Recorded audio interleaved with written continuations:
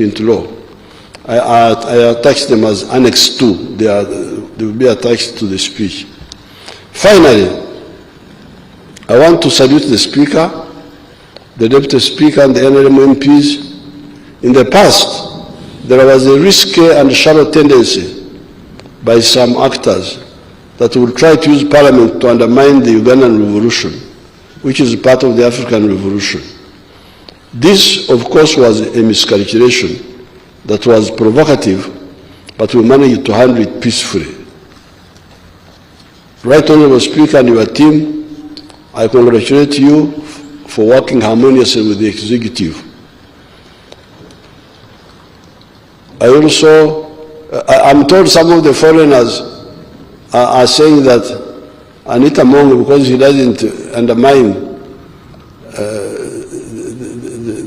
the executive, she's not a good speaker because she should be Okulamesa, government.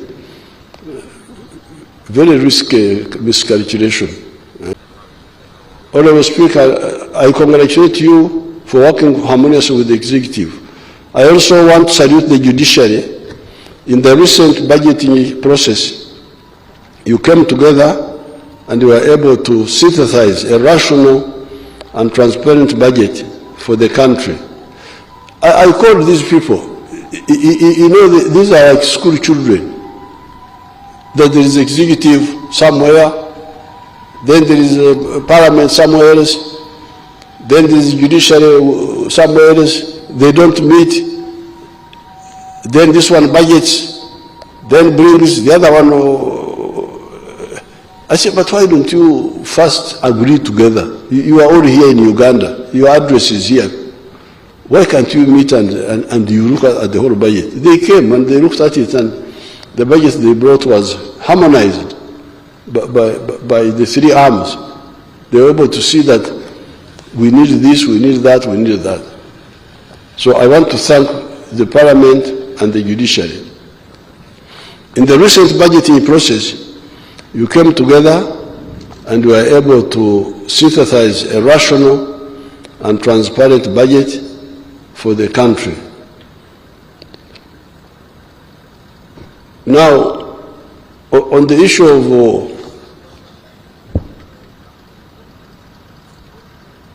the corruption,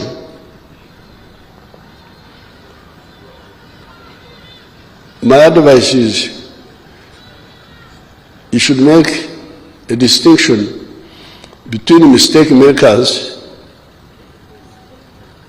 and dishonest people. Dishonesty is the worst.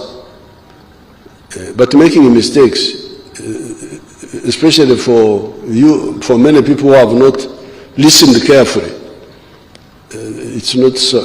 I wouldn't be surprised. That's why many times I try to help out groups who have made mistakes. But what I cannot tolerate is like this question of saying, we give money to this ministry,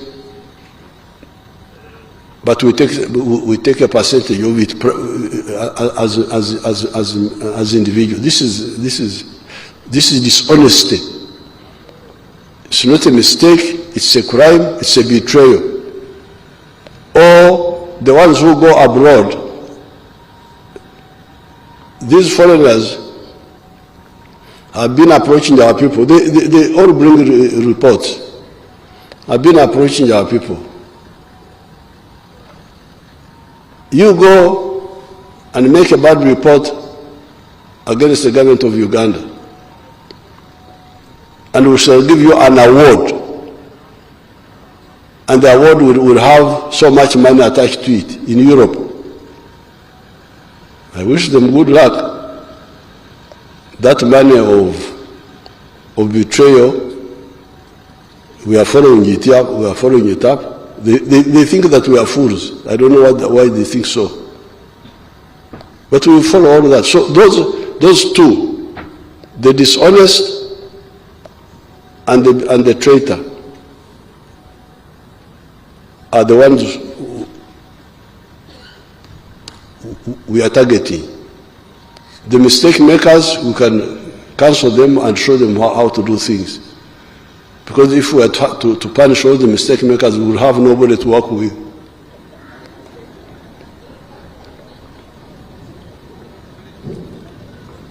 Because they don't know what to do. They don't listen.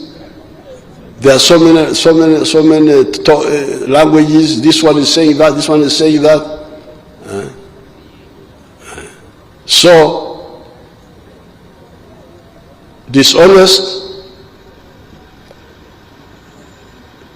foreign agent, mistake maker. Those are three people who need to be handled differently.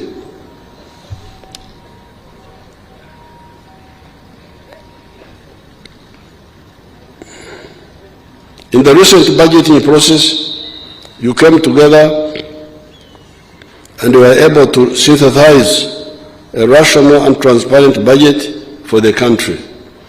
I want to end by congratulating the UPDF, the Uganda Police Force, the intelligence services, and the prison services for guarding the 3 million pilgrims that were at Namgongo recently. I salute all the Ugandans for the good work you are doing. Madam Speaker, it is my pleasure to declare the 4th session of the 11th Parliament open. I thank you very much and hope that the coming session will be fruitful. God bless Uganda, God bless Africa. Apoyo Matek. Thank you so much, Your Excellency, for a clear and a concise exposition of government policy in your address to the nation and fulfilling your constitutional obligation under Article 101 of the Constitution of the Republic of Uganda. Thank you so much for your fatherly advice that you've given to us. I take cognizance of the government legislative agenda for the 4th session, and we pledge our utmost commitment towards prioritizing government business and making sure we exhaust it within the time that is required. Honorable members, His Excellency will be back on 13th June 2024 to deliver the budget speech. By next year at this time, we will only be left with 3 months to nomination.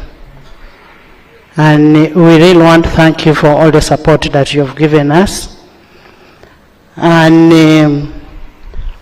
before I conclude, I want to recognize our colleagues, the former speakers who are around here.